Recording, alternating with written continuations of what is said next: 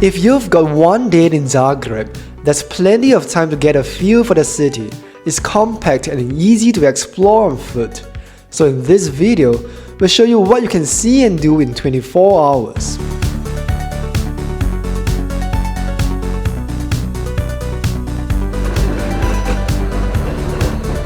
As a starting point for exploring Zagreb, we suggest beginning in Ban Jelačić Square in the lower town. It's the city's main square where many events often take place. For example, there was a local parade happening the day we were there, which was full of spirit, color, and fanfare. In the middle of the square sits Croatia's 19th century governor Josip Jelacic on horseback. He's a symbol of national pride, and people often say meet by the horse when they want to meet. By the way, while you are walking around, try to spot Zagreb's largest art installation. Artists have hidden a scale model of the solar system across the city. The sun sits near the square and is hard to miss, while the rest of the planets are scattered around in proportional distance and size. We managed to find a few within central Zagreb, and it was a fun side quest. After the square, we passed by the Dolac Market, a traditional farmers' market. We were a little late and many stores had cleared out by afternoon. So if you want to be in the thick of the action, come by in the morning. It's been operating since 1930 and locals have been selling fresh produce here for generations. Baritza, standing at the top of the stairs, was a real-life vendor of Dolac Market. The Cathedral of Zagreb is the tallest building in Croatia and one of the city's most recognizable landmarks. It plays a major religious role as a seat of the Archbishop of Zagreb. It has been rebuilt many times after earthquakes and invasions and seemed to be under repair at the time of recording.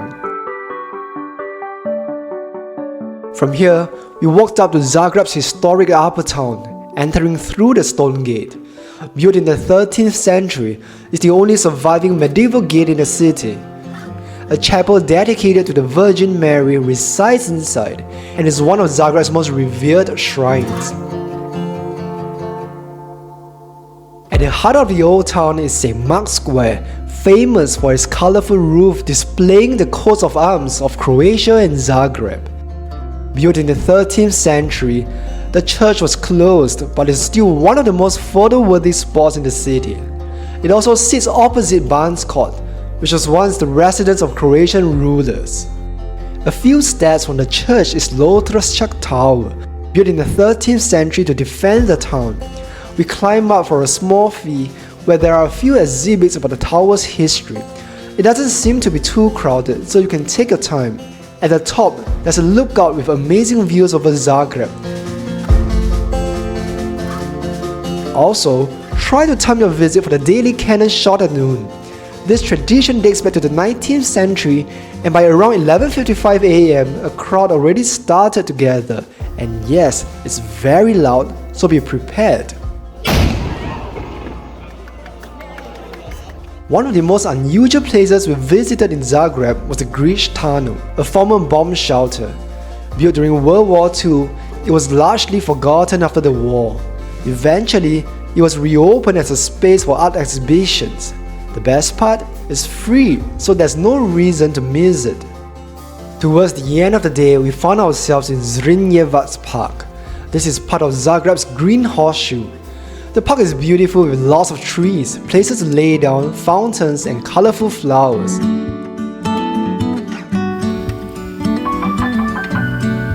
We even got to watch a band play at the bandstand. We then walked down to King Tomislav Square, named after Croatia's first king, whose monument stands at the front of the park. The landscape here is just as stunning, dominated by the Yellow Art Pavilion, the oldest exhibition hall in Southeast Europe. By the way, if you need a shortcut between the lower and upper town, you can take one of the world's shortest funiculars. It takes you up to Jelacic Tower, but it was yet again under renovation while we were there. Lastly, if you have more time, there's a ton of museums to check out. The one we wanted to visit was closed, so we just gave up. Although Zagreb isn't the most interesting part of Croatia for us, Dubrovnik definitely won us over. Click here to see the top things to do in Dubrovnik.